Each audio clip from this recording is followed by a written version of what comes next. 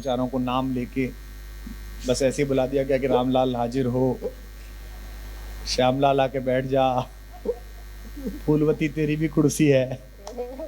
तो मैं इनका इन भले लोगों का परिचय करा दूं। ये विधिवत कवि हैं और अच्छे कवि हैं, ये पूरे देश में प्रसिद्ध हैं, लोकप्रिय हैं। आज की तिथि के सर्वश्रेष्ठ कवि यहाँ बुलाए गए हैं। एक कवि जो मेरे इस कोने में बैठा है वो माँ नर्मदा के किनारे से जबलपुर से आया है, जो हास्य का बहुत अद्भुत कवि है, जिसे आप लगभग प्रतिदिन नेताजी लपेटे में देखते हैं। और मैं जब जब सुदीप भोला को देखता हूँ, मुझे 25 वर्ष पहले का कुमार विश्वास याद आता है कि जिसने अपनी पहचान बनानी शुरू की थी। 4 लोग एयरपोर्ट पे मिलते थे और 4 लोग स्टेशन पर मिलते थे। आज सुदीप ने जिस तरह पहचान बनाई है वो मेरे लिए गर्व का विषय है, और ये भी मेरे लिए सौभाग्य का विषय है कि ये दूसरी पीढ़ी है जिसके साथ मैं कविता पढ़ रहा हूँ। इनके पूज्य पिता हमारे आदरणीय बड़े भाई साहब संदीप सपन जी, जो बहुत बड़े देश के कवि रहे हैं, मैंने उनके साथ भी कविता पढ़ी है। मैं चाहता हूँ कि आज के समय के सर्वाधिक जागृत और सर्वाधिक तालियों का उत्सव मनाने वाले मेरे इस प्यारे कवि के लिए एक बार जोरदार तालियां बजाकर आपका स्वागत करें। इस मंच पर एक ऐसी कवियत्री है जो देश की सबसे बड़ी कवियत्री है। बड़ा कैसे नापा जाता है? मानदेय से निश्चित रूप से वो सबसे बड़ी है, सबसे ज्यादा पैसा लेती है, आप लोगों को पता चल गया होगा। इसलिए कि लोकप्रियता उसकी बहुत ज्यादा है, उसे प्रधानमंत्री भी सुनते हैं, उसे योगी जी भी अयोध्या में दीपोत्सव के समय बुलाकर सुनते हैं, और अजय देवगन भी अगर कोई राष्ट्रवाद की फिल्म भुज बनाते हैं तो सोनाक्षी सिन्हा पर फिल्माने के लिए उसी की कविता उधार लेकर उसी के स्वर में फिल्माते हैं। अयोध्या से आई, तालियां थोड़ी कम थी, आज वैसे भी विश्व महिला दिवस है। कविता तिवारी के लिए एक बार जोरदार तालियां बजाकर आप स्वागत करिए। कविता तिवारी। रमेश मुस्कान जी आगरा से आए हैं। आगरा एक ऐसी जगह है जहां जीवन में एक आध बार हर कवि को जाना पड़ता है। हम लोग ठीक होकर आ गए, ये वहीं रहते हैं। इससे पता चलता है कि कितने बड़े कवि हैं। आगरा से हास्य व्यंग के गेय कवि, गाकर पढ़ने वाले कवि रमेश मुस्कान पिछले 3 दशकों से मंच पर हैं और विश्व भर के 25-30 देशों में उन्होंने अपना सफर किया है। कलकत्ता में भी उनका आगमन अनवरत रहता है। कलकत्ता के लोग उन्हें प्रेम करते हैं। एक बार उनकी वरिष्ठता के लिए जोरदार तालियां बजाकर उनका स्वागत करें। और इसी हॉल में इतने ही बजे कल कविता सुनाकर आतंकित और चिंतित बैठा हुआ जो कवि है, उसका नाम दिनेश भावरा है, जो मुंबई से हमारे बीच आया है। बहुत अद्भुत है। जो लोग खड़े हैं, जिनको स्थान नहीं मिल पाया, मैं आपसे क्षमा चाहता हूं, और मैं आशा करता हूं कि यहाँ तो सभी धनाढ्य लोग और महत्वपूर्ण लोग बैठे हैं। आगे कभी कोई ऐसा आयोजन होगा जिसमें ज़्यादा जनता से मैं मिल सकूंगा।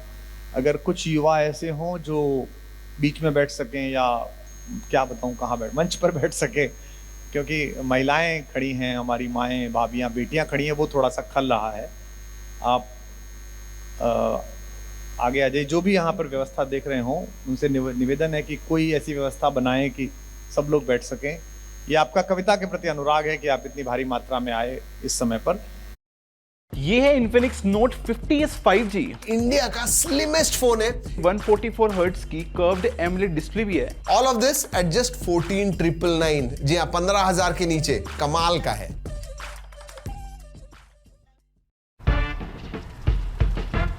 चल लेट्स डांस। नो नो, धूप से टैन हो जाएगा। चला भी जाएगा।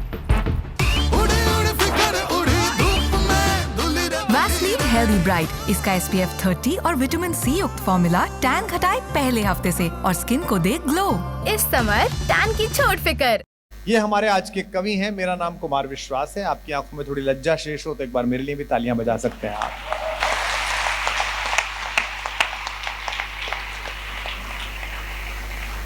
ये एक समस्या यहाँ कार्यक्रम में हो गई है, और इतने वरिष्ठ नागरिक आए इस आशा के साथ कि आज कविता मिलेगी। मॉनिटर बढ़ा दो। ये कह रहा था कल भी नहीं बढ़ा था, ऐसा बोल रहा था। ये जब तुझे पता है कल क्या क्या दिक्कत थी तो पहले वही सॉल्व करवा, कुछ तो पेमेंट जस्टिफाई कर। कहाँ से? हाँ, थोड़ा शार्प करा दो। ये होली का कवि सम्मेलन है। होली उन्माद का समय नहीं है, उल्लास का समय है। क्या बात है। बात महत्वपूर्ण थी लेकिन आपसे निकल गई, कोई बात नहीं, धीमे धीमे आएगी। मैंने बोली भी ऊपर से थी तो ऊपर से चली गई होगी। अक्सर हम होली को उन्माद का समय समझते हैं, लेकिन होली विरेचन का समय है, कैथारसिस का समय है। आयुर्वेद में किसी डॉक्टर के पास जाइए, वैद्य के पास जाइए, पेट खराब हो जाता है तो पहले वो विरेचन कराता है, फिर औषधि प्रारंभ करता है। होली हमारे वैज्ञानिकों ने, मनोवैज्ञानिकों ने बड़े सोच कर इसका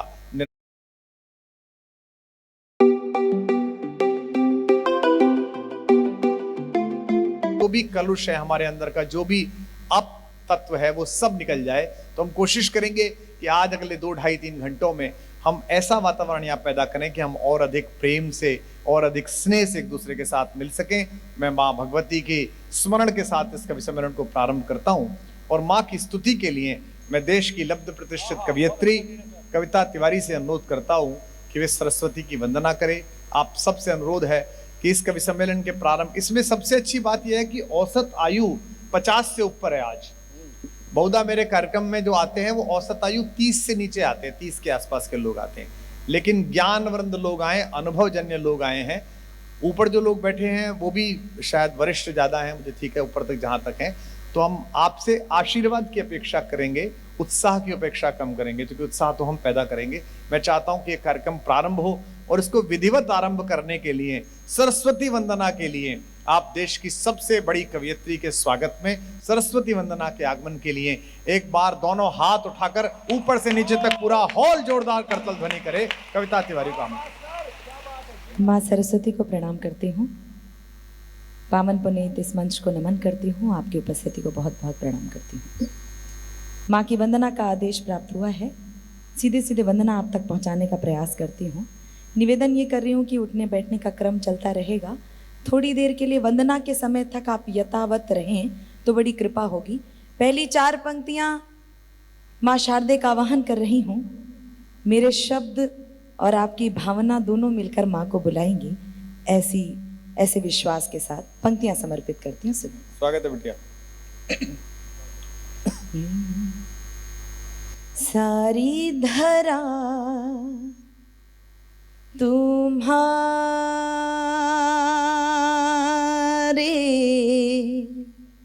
ही गीत गा रही है,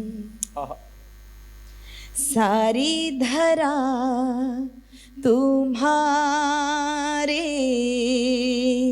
ही गीत गा रही है, ऐसा लगा तू मधुरिम वीणा बजा रही है, ऐसा लगा तू मधुरिम वीणा बजा रही है। आ जाओ मंच पर भी आसन यहीं लगा लो, आ जाओ मंच पर भी आसन यहीं लगा लो, देवी